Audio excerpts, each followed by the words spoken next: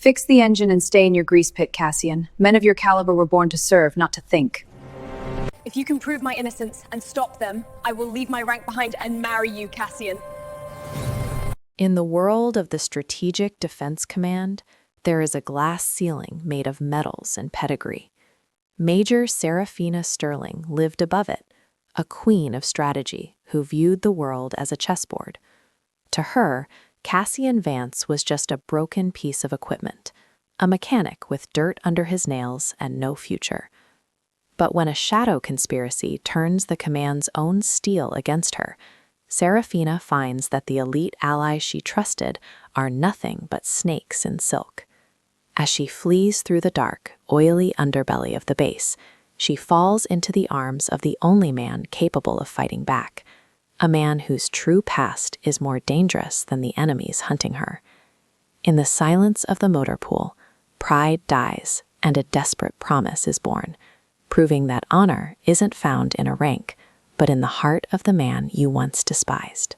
The air in the main hangar of the Strategic Defense Command smelled of jet fuel and expensive perfume, a clashing scent that mirrored the tension in the room.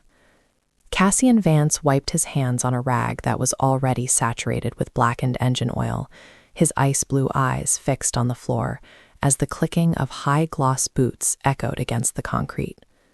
Major Seraphina Sterling approached like a storm front, her platinum blonde bun so tight it seemed to pull at the very corners of her amber-flecked eyes. Behind her, a group of junior officers snickered, their pressed uniforms a sharp contrast to Cassian's stained navy blue jumpsuit. He had tried to hand her a technical report regarding a glitch in the satellite's cooling system, but she didn't even reach for the paper. Seraphina stopped inches from him, the scent of her jasmine-infused soap momentarily overpowering the garage's industrial stench. She looked at the grease-stained paper in his hand, and then up at his face with a look of pure, unadulterated coldness. Without a word, she took her white-gloved hand and flicked the report out of his grip, watching it flutter into a puddle of discarded coolant. The junior officers erupted into hushed laughter, their eyes mocking the man who spent his nights under the bellies of tanks. Cassian didn't flinch, his jaw tightening just enough for a vein to pulse in his neck, but he remained as silent as the machinery surrounding them. "I warned you about the coolant pressure, Major. It is a catastrophic failure waiting to happen," Cassian said, his voice a low, gravelly rumble. Seraphina let out a sharp, mocking exhale that was more a scoff than a breath, her gaze raking over his unzipped jumpsuit and the gray tank top beneath. "You are a mechanic, Cassian, a man who turns wrenches because he lacks the intellect to navigate a tactical map," she hissed.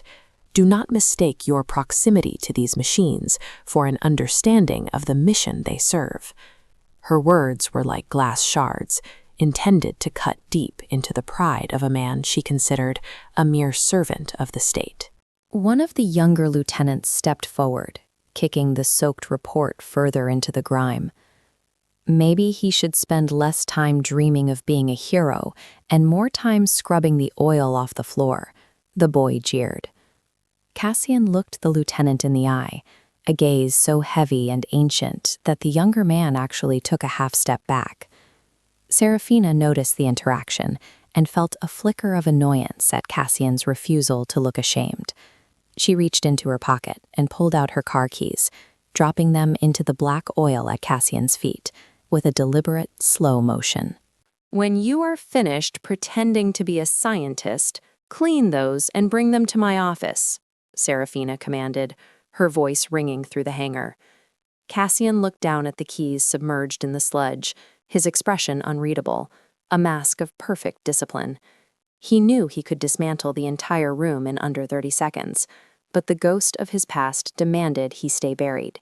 He slowly knelt, his knees hitting the cold concrete, and reached into the mess to retrieve the metal.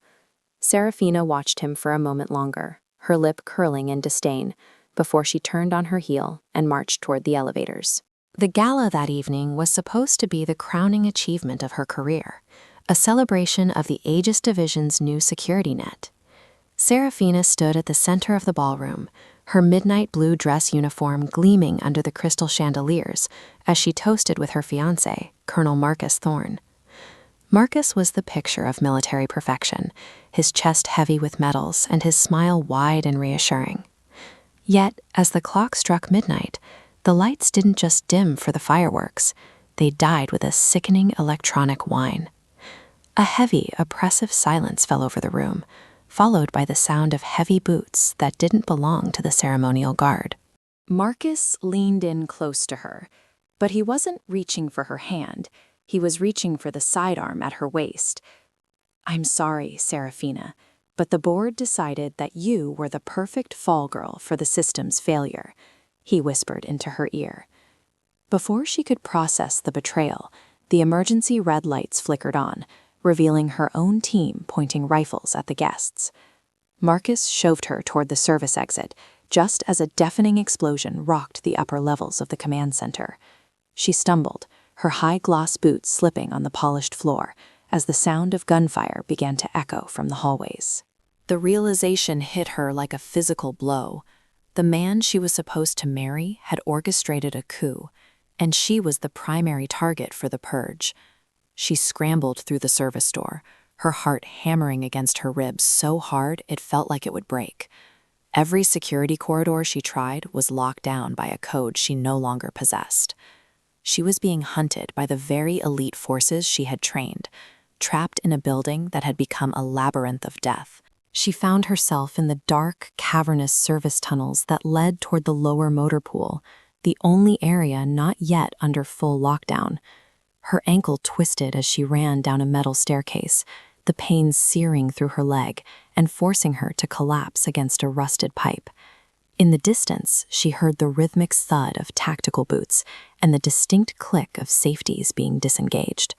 They were closing in on her, and she had nothing but a dress uniform and a name that was now synonymous with treason. She squeezed her eyes shut, waiting for the end, as a shadow loomed over her in the darkness. A hand, rough and smelling of industrial soap and old grease, clamped firmly over her mouth before she could scream. "Shh, Major, unless you want Marcus to find you before I do," a familiar, calm voice whispered into her ear. She opened her eyes to see Cassian Vance crouching over her, but he didn't look like the mechanic from earlier. He was wearing a tactical vest over his navy jumpsuit, and the ice-blue eyes that she had mocked were now scanning the darkness with a predatory intensity. He held a silenced pistol in his other hand, his posture relaxed despite the killers lurking just floors above them. Serafina trembled under his touch, her pride disintegrating as she looked at the man she had publicly humiliated just hours ago. He didn't look at her with spite or triumph. He looked at her with the clinical assessment of a doctor looking at a patient. "You're bleeding," he noted, his voice devoid of the subservience she had demanded earlier. He removed his hand from her mouth and offered it to her, the same hand she had forced into the oil. She looked at his grease-stained palm, and then at the tears. The sounds of the kill team reached the top of the stairs, their flashlights cutting through the gloom of the tunnel. Cassian didn't wait for her to speak. He scooped her up into a forceful bridle carry and ducked into a hidden ventilation shaft. As the soldiers began their descent, Serafina clutched Cassian's shoulders, her head resting against the rough canvas of his jumpsuit. She realized then that the world she lived in was a lie, and the only truth left was the steady, rhythmic heartbeat of the man the world had forgotten. The darkness swallowed them both as the first shots rang out, marking the beginning of a night that would change everything. The air inside the maintenance crawl space was thick with the scent of old copper and the rhythmic thrum of the base's backup generators. Cassian moved with a silent, fluid grace that defied his large frame, carrying Serafina as if she weighed no more than a tactical pack. He set her down gently behind a row of heavy coolant canisters, his eyes never leaving the narrow slit of the vent they had just exited.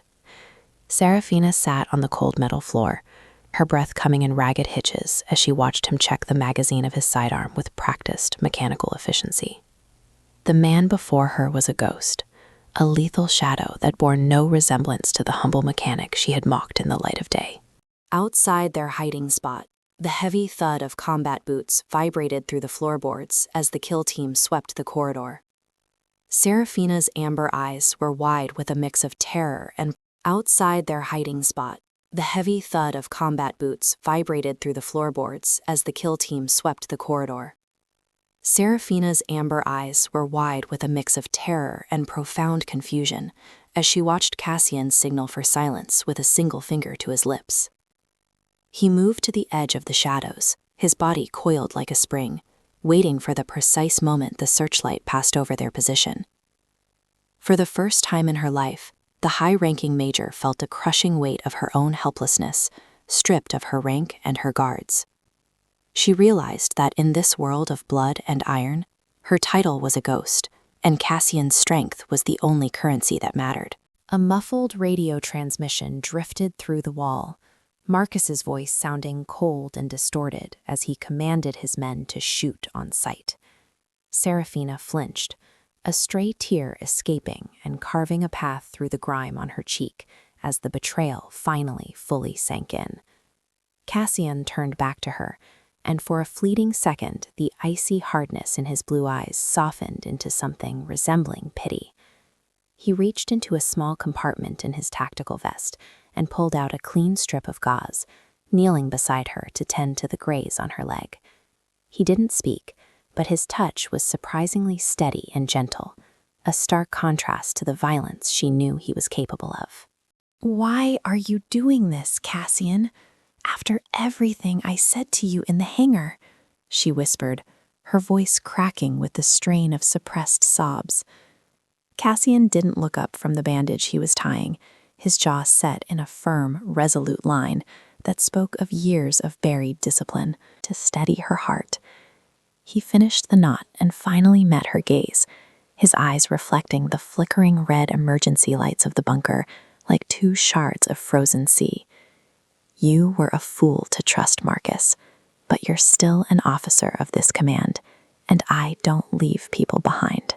The sound of a heavy door being kicked open nearby made them both freeze, the metallic clang echoing like a death knell through the small space. Serafina grabbed Cassian's forearm, her fingers digging into the tough canvas of his sleeve as the realization of her total isolation hit her. "Everyone is against me, Cassian. They've scrubbed my access. They've turned my own soldiers into executioners," she breathed, her eyes searching his for a glimmer of hope. She saw the way he looked at her, not as a superior, but as a woman in desperate need of a savior, and a reckless, feverish thought took hold of her mind. She knew the only way to survive this conspiracy was to bind this man to her cause with a bond stronger than duty. "Cassian, if you can get me to the central server, if you can prove that it was Marcus who triggered the EMP and clear my name," she started, her voice growing stronger with desperation. She leaned forward, her face inches from his, the scent of jasmine and gunpowder swirling between them in the cramped darkness. "I will leave the Aegis Division. I will renounce my family's legacy, and I will marry you," she vowed, the words tumbling out of her like a prayer. "I will stand by your side in that grease pit, or wherever the world hides you, and I will be yours forever if you just save my honor tonight." Cassian stared at her for a long, silent moment, the gravity of her promise hanging in the stagnant air between them like a physical weight. He didn't smile, and he didn't mock her for the sheer absurdity of a major proposing to a mechanic in the middle of a coup. Instead, he reached out and placed a large, calloused hand over hers, his thumb brushing against her knuckles in a silent seal of the pact. "I don't want your rank, Serafina, and I don't want your father's money," he said, his voice dropping to a dangerous, velvety depth. "But I will take the woman, and I will make sure the world knows exactly who the traitors are before the sun rises." He stood up, pulling her with him in one seamless motion, his presence suddenly filling the small room with an aura of absolute command. He handed her a small, compact submachine gun he had pulled from a hidden floor crate, showing her how to take the safety off with a quick flick of his thumb. "Stay behind me, keep your head low, and don't stop moving until I tell you to," he ordered, his tone leaving no room for argument. Serafina nodded, her heart racing not just from the danger, but from the raw, masculine authority Cassian was projecting. She realized she didn't even know the real man behind the mechanic's mask, yet she was willing to gamble her entire life on him. They moved out of the crawl space and into the dark labyrinth of the ventilation system, Cassian leading the way with a hunter's instinct for the enemy's blind spots. Every time a patrol passed beneath them, he would pause, his body shielding hers, his hand resting on the hilt of a combat knife he had drawn. Serafina watched the play of muscles in his back and the way he navigated the complex architecture of the base, as if he had built it himself. She felt a strange, budding sense of awe for this man she had once treated like a common servant. The shame of her past behavior burned in her chest, more painful than the wound on her leg, as she realized how much she had underestimated him. At the junction of the main server room, they encountered the first real obstacle, a pair of elite sentries guarding the biometric lock. Cassian didn't hesitate, whispering a final instruction for her to stay put before he vanished into the shadows with terrifying speed. She heard the faint, wet sound of a struggle, 2 soft thuds, and then silence reclaimed the hallway as quickly as it had been broken. A moment later, Cassian emerged from the darkness, wiping a small spray of blood from his cheek with the back of his hand. He beckoned her forward, his face a mask of cold professionalism that sent a shiver down her spine. As they reached the heavy titanium doors of the server hub, Serafina looked at Cassian one last time before the final phase of their mission began. Her hair was matted with sweat and dirt, and her once pristine uniform was torn, but her eyes held a fire that hadn't been there when she was a pampered major. "Do you really think we can do this, Cassian?" she asked, her voice a mere ghost of a sound in the humming hallway. Cassian placed his hand on the biometric scanner, his eyes locking onto hers with a certainty that was more comforting than any army. "We've already done the hard part, Serafina. Now we just have to let the truth speak for itself," he replied. The doors hissed open, revealing the glowing blue towers of the world's most sensitive data center, the heart of the empire Marcus had tried to steal. Cassian stepped inside, his weapon raised, his eyes scanning for any final traps, as Serafina followed close at his heels. They were in the eye of the storm now, and there was no turning back for either of them. As the terminal flickered to life under Cassian's expert touch, Serafina knew that whether they lived or died, the woman who walked out of this room would never be the same one who walked in.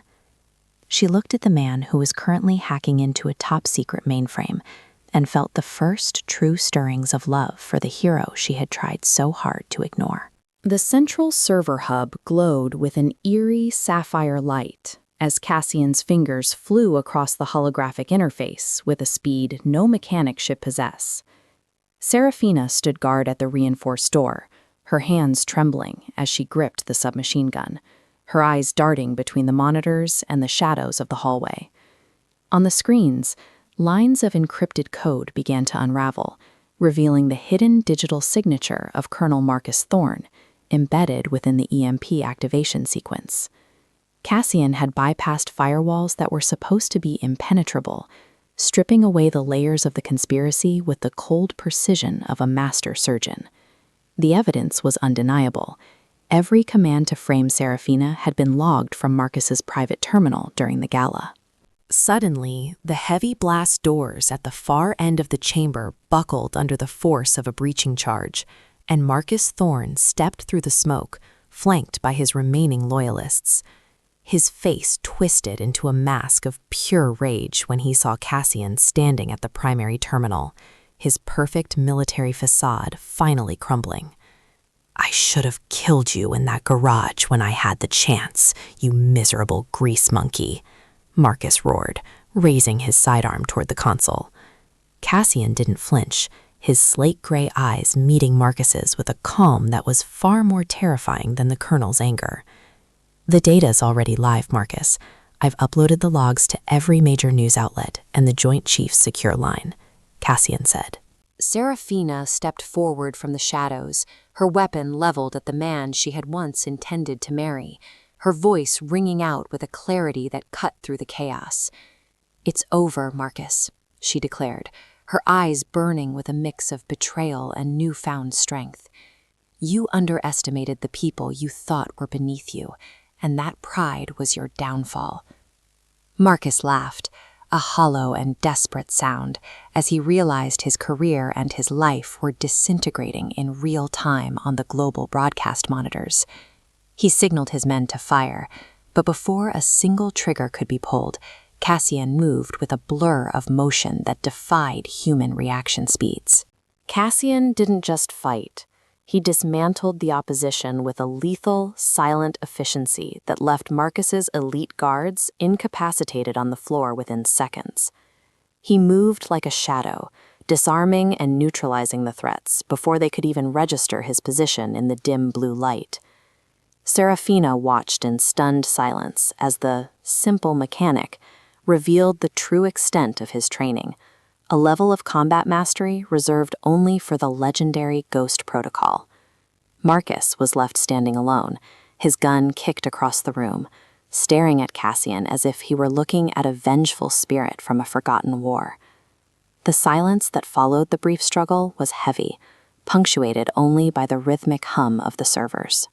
Within minutes, the sound of heavy rotors thundered overhead as the Loyalist reinforcement units, alerted by Cassian's broadcast, swarmed the facility.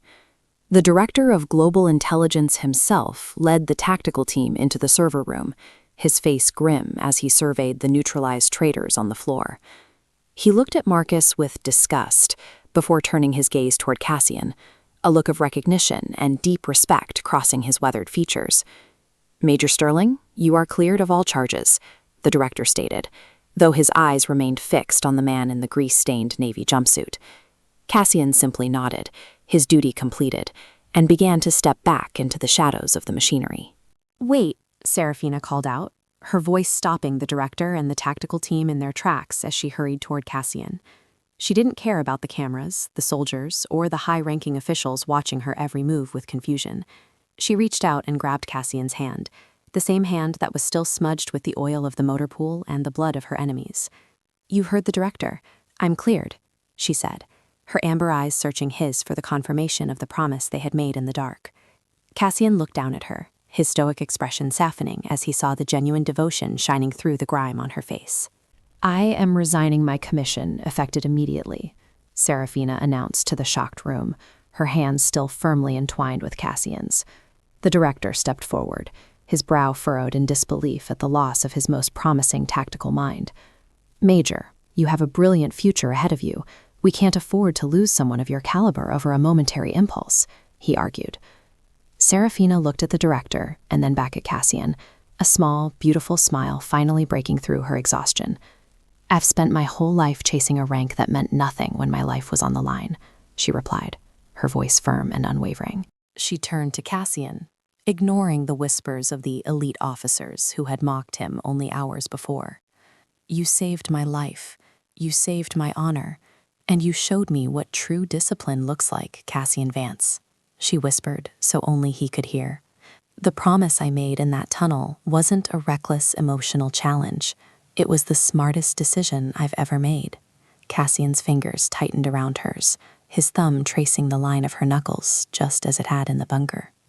"I told you I didn't want the Major," he reminded her, a faint, rare spark of humor lighting up his ice-blue eyes. "Then it's a good thing I'm not a Major anymore," Serafina countered, her heart swelling with a sense of freedom she had never known in the halls of power.